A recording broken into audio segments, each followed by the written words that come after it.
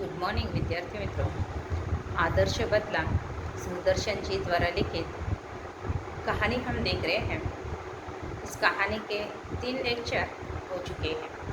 पहले लेक्चर में हमने पाठ का परिचय देखा, लेखक परिचय देखा। फिर दूसरे लेक्चर में आगरा शहर के अंतर्गत किस तरीके से साधुओं की एक मंडली गीत गुनगुनाते हुए आगे बढ़ रही है।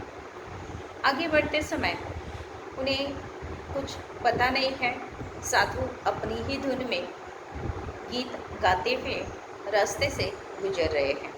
और आगरा शहर का जो अकबर बादशाह का एक नियम था, जो कि अकबर बादशाह के दरबार में तानसेन संगीत विज्ञातज्ञ जो था, उसने नियम बना रखा हुआ था और उसे अकबर बादशाह की अनुमति थी। तो नियम ये था कि गाना प्रतियोगिता में जो भी व्यक्ति तानसेन के साथ मुकाबला करता है और उसमें अगर वह हार जाता है तो उसे मृत्युदंड की सज़ा सुनाई जाती है। ये दूसरे लेक्चर में हमने देखा है। उसके बाद हमने तीसरे लेक्चर में ये देखा है कि जो साधुओं को मृत्युदंड मिला, उसी में एक 10 वर्षीय बालक बख्श दिया गया। आगे चलकर वही बालक देखे उसे अपनी ही आंखों के सामने अपने पिता की जो मृत्यु हो चुकी है, इस मृत्यु के कारण वह बिलक बिलक कर रोने लगता है। और उसका रोना जो है, वह रोना यहाँ हम देखते हैं कि वह अपने पिताजी की याद में जिस तरीके से रोता है, रोते हुए वह अपनी कुटिया में बैठा है। उस वक्त वहाँ पर बाबा हरिदास पहुँच जाते हैं और उसे शांत रहने के लिए कह देते हैं। लेकिन जब 10 वर्षीय बालक बैजू, जिसका नाम था, वह जब ये बताता है कि मेरा संसार उजड़ गया है, मेरा अपना आप कोई नहीं रहा, उस वक्त बाबा हरिदास उसे बताते हैं कि मेरे पास उसका बदला लेने का एक हथियार है जो मैं तुम्हें दे सकता हूँ। बैजू 10 वर्षीय बालक जो बख्श दिया गया था, वह बताता है मैं वह हथियार लेना चाहता हूँ। बाबा हरिदास बताते हैं इसके लिए 12 वर्ष का समय लगेगा। बैजू बाबा हरिदास को बताता है, बाबा मैं 12 वर्ष क्या 12 जीवन देने के लिए तैयार हूँ, लेकिन मुझे मेरे पिताजी की मृत्यु का बदला लेना है। बाबा हरिदास बताते हैं कि अब तो शांत हो जाओ। जब ये बैजू शांत हो जाता है, बाबा की तालीम शुरू हो जाती है। बाबा उसे सिखाते हैं और इस काबिल बनाते हैं कि जो बाबा हरिदास के पास संगीत विज्ञान के बारे में जो भी ज्ञान था, वह पूरा ज्ञान वह बैजू को दे चुका है। सब कुछ हो चुका है। उसने अपना जो था वह सब कुछ दे दिया। देने के बाद अब वह बैजू को बताता है कि जो भी देना था मैंने सब कुछ तुम्हें दे रखा हुआ है। अब मेरे पास कुछ भी बचा हुआ नहीं है, अब तुम काबिल हो। और इस तरीके से बाबा हरिदास उसे बताते हैं। बताने के बाद वह अब गान प्रतियोगिता के लिए सिद्ध होने के लिए तैयार हो जाता है। और 12 साल का समय व्यतीत हो जाने के बाद जब हम देखते हैं वह आगे का जो हिस्सा है आज हम देखते हैं। कुछ दिन बाद एक सुंदर नवयुवक साधु आगरे के बाजारों में गाता हुआ जा रहा था। लोगों ने समझा इसकी भी मौत आ गई है। वे उठे कि उसी नगर की रीति की सूचना दे दे, मगर निकट पहुंचने से पहले ही मुग्ध होकर अपने आप को भूल गए और किसी को साहस न हुआ कि उसे कुछ कहे। दम के दम में यह समाचार नगर में जंगल की आग के समान फैल गया कि एक साधु रागी आया है जो बाजारों में गा रहा है। सिपाहियों ने हथकड़ियाँ संभाली और पकड़ने के लिए साधु की ओर दौड़े, परंतु पास आना था कि रंग पलट गया। साधु के मुखमंडल से तेज की किरणें फूट रही थी, जिनमें जादू था, मोहिनी थी और मुग्ध करने की शक्ति थी। सिपाहियों को न अपनी सूद रही, न हथकड़ियों की, न अपने बल की, न अपने कर्तव्य की, न बादशाह की, न बादशाह के हुक्म की। वे आश्चर्य से उसके मुख की ओर देखने लगे, जहाँ सरस्वती का आवास था और जहाँ से संगीत की मधुर ध्वनि की धारा बह रही थी। साधु मस्त था, सुनने वाले मस्त थे, जमीन आसमान मस्त थे। गाते गाते साधु धीरे धीरे चलता जाता था और श्रोताओं का समूह भी धीरे धीरे चलता जाता था।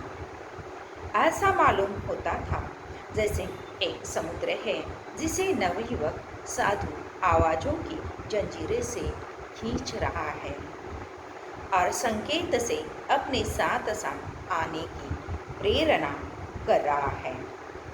मुग्ध जन समुदाय चलता गया, चलता गया, चलता गया। पता नहीं किधर को, पता नहीं कितनी देर एकाएक गाना बंद हो गया। जादू का प्रभाव टूटा तो लोगों ने देखा कि वे तानसेन के महल के सामने खड़े हैं। उन्होंने दुख और पश्चाताप से हाथ मले और सोचा, ये हम कहाँ आ गए? साधु अज्ञान में ही मार्ग के द्वार पर आ पहुंचा था। भोली भाली चिड़िया अपने आप अजगर के मोह में आ फंसी थी और अजगर के दिल में जरा भी दया न थी। तानसेन बाहर निकला। वहाँ लोगों को देखकर वह हैरान हुआ और फिर सब कुछ समझकर नवयुवक से बोला, तो शायद आपके सिर पर मौत सवार है। नवयुवक साधु मुस्कुराया, जी हाँ, मैं आपके साथ राग विद्या पर चर्चा करना चाहता हूँ। तानसेन ने बेपरवाही से उत्तर दिया, अच्छा, मगर आप नियम जानते हैं ना? नियम कड़ा है और मेरे दिल में दया नहीं है। मेरी आंखें दूसरों की मौत को देखने के लिए हर समय तैयार है। नवयुवक, और मेरे दिल में जीवन का मोह नहीं है। मैं मरने के लिए हर समय तैयार हूँ। इसी समय सिपाहियों को अपनी हथकड़ियों का ध्यान आया। झंकारते हुए आगे बढ़े और उन्होंने नवयुवक साधु के हाथों में हथकड़ियाँ पहना दी। भक्ति का प्रभाव टूट गया। श्रद्धा के भाव पकड़े जाने के भय से उड़ गए और लोग इधर उधर भागने लगे।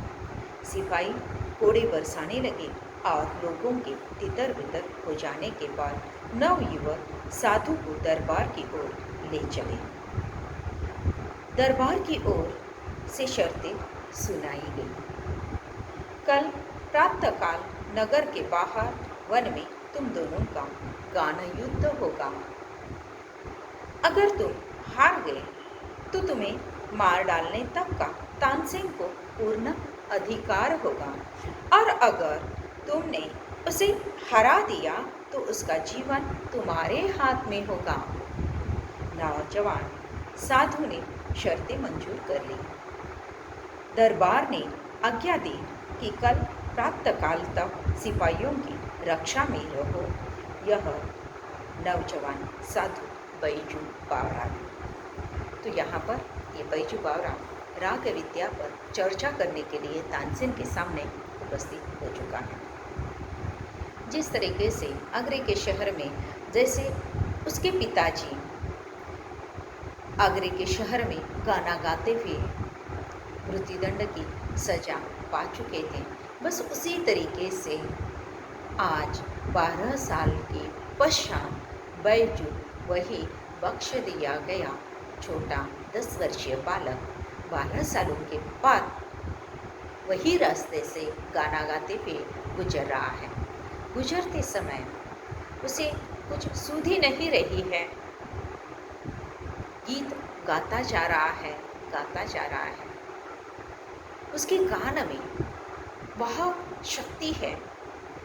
संगीत विज्ञान की अलौकिक क्षमता जो उसने प्राप्त कर रखी हुई है, उस क्षमता के कारण ही रास्ते से गुजरने वाले लोग वहाँ पर रुककर उसका गाना सुनने के लिए लालायित हो रहे हैं, मंत्रमुग्ध होकर गाना गीत सुन रहे हैं। ऐसी स्थिति में और बैजू जो है वह गाते गाते रास्ते से आगे बढ़ता चला जा रहा है। जैसे ही वह आगे बढ़ता है, सारे लोग अपनी सूधी हार कर आगे बढ़ रहे हैं। जैसे ही वे आगे बढ़ते हैं, गाने में मस्त है, रास्ता पता नहीं है, कहाँ जाना है पता नहीं है। ये गीत गाते गाते जा रहा है और ये जैसे देखिए बात बादशाह तक, तानसेन तक आराम से पहुंच जाती है, तुरंत पहुंच जाती है। और उस वक्त सिपाही बादशाह के, अकबर बादशाह के सिपाही हथकड़ियाँ लेकर उस साधु को पकड़ने के लिए आ जाते हैं। जैसे साधुओं के पास ये सिपाही आ जाते हैं, बैजू के पास जैसे पहुंच जाते हैं, उसका गीत सुनते हुए ये भी मंत्रमुग्ध हो जाते हैं, गीत में मस्त हो जाते हैं। और इतने मस्त हो जाते हैं कि गीत सुनने में उन्हें पता ही नहीं चलता है।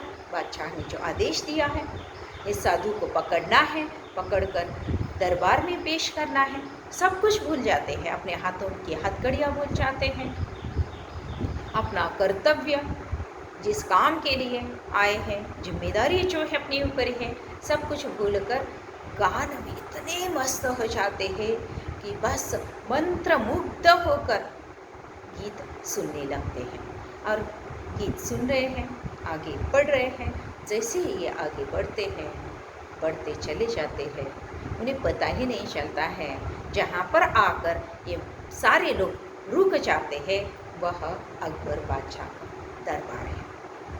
और उस दरबार के सामने जब तानसेन आकर खड़ा हो जाता है, जैसे ही गीत बंद हो जाता है, लोग जो पहुँचे हुए थे, गीत में इतनी शक्ति, इतनी क्षमता थी कि सारे लोग भी उस गीत के साथ साथ दरबार तक पहुँचे हुए हैं।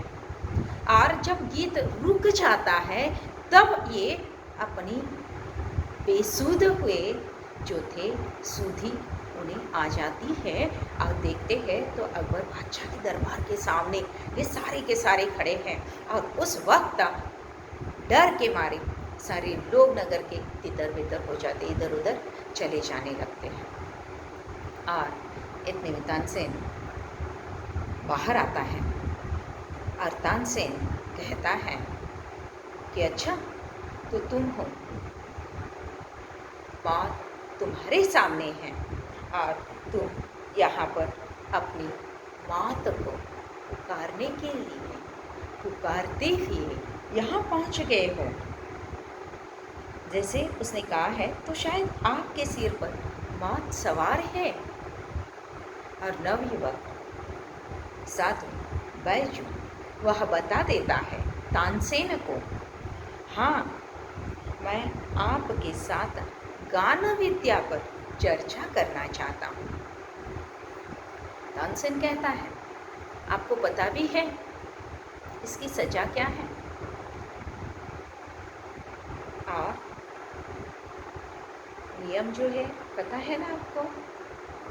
तानसेन ने जो बताया है, और मेरे दिल में दया नहीं है।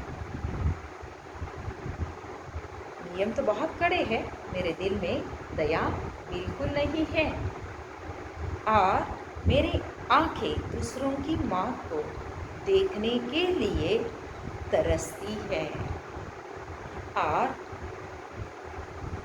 नवयुवक उसका उत्तर देता है, और मेरे दिल में जीवन का मोह नहीं है। मैं हर तरह से चर्चा करने के लिए आपके सामने उपस्थित हूँ। मुझे बिल्कुल डर नहीं है मौत का। और इस तरीके से अब सिपाही जो बैजू के साथ खड़े थे, उन्हें ये सुधिया आ गई। हथकड़ियाँ उन्हीं के हाथ में है। बैजू को तो हथकड़ियाँ हाथ में पहना ही नहीं है। ऐसे समय में अब उन्हें इस बात का ध्यान आ जाता है कि बैजू के हाथ में हथकड़ियाँ पहनानी है। और इसी समय सिपाहियों को अपनी हथकड़ियों का ध्यान आया। झंकारते हुए आगे बढ़े और उन्होंने नवयुवक साधु के हाथों में हथकड़ियाँ पहना दी। अब हथकड़ियाँ पहना चुके हैं, जो नियम के अनुसार बताया जाता है बैजू को कि ये अब हथकड़ियाँ पहनाई हुई है, निगरानी में रहेगा। उसने गुनाह जो किया है आगरे के गली में गाने का, और इसलिए उसे बताया जाता है कि तुम हमारी निगरानी में रहोगे। और कल सुबह के समय पर शहर के बाहर वन में यह गान प्रतियोगिता चलेगी।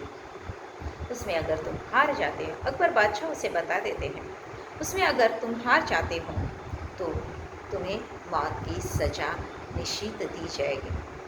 और अगर तुम जीत जाते हो तो तुम्हारे हाथ में तानसेन की मौत रहेगी।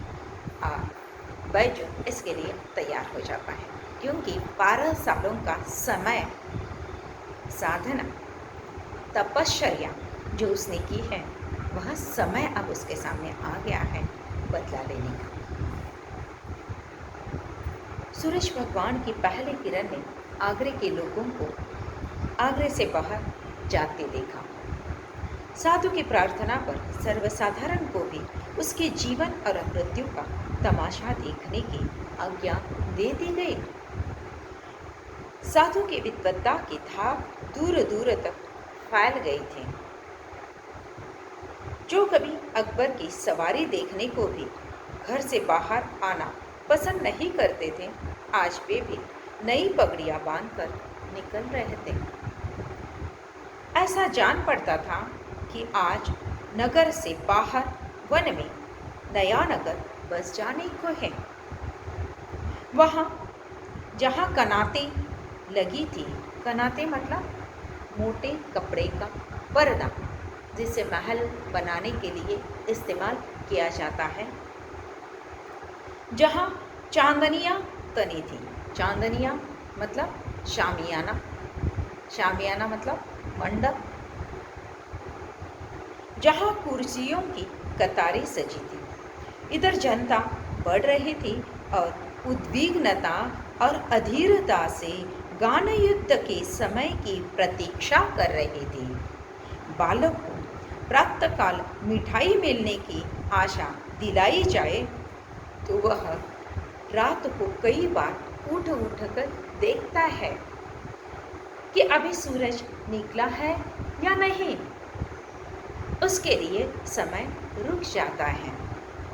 उसके हाथ में धीरज छूट जाता है। वह व्याकुल हो जाता है। समय हो गया। लोगों ने आंख उठाकर देखा। अकबर सिंहासन पर था। साथ ही नीचे की तरफ तानसेन बैठा था और सामने फर्श पर नवयुवक बैजू बारा दिखाई देता था। उसके मुंह पर तेज था। उसकी आंखों में निर्भयता थी। अकबर ने घंटी बजाई और तानसेन ने कुछ सवाल संगीत विद्या के संबंध में बैजू बारा से पूछे। बैजू ने उचित उत्तर दिए और लोगों ने हर्ष से तालियां पीटी। हर मुंह से जय हो, बलिहारी बलिहारी की ध्वनि निकलने लगी। इसके बाद बैजू बारा ने सितार हाथ में ली और तब उसके पर्दों को हिलाया तो जनता ब्रह्मनाद में लीन हो गई। पेड़ों के पत्ते तक निशब्द हो गए। वायु रुक गई। सुनने वाले मंत्र मुग्धवत सुधिहीन हुए सिर हिलाने लगे।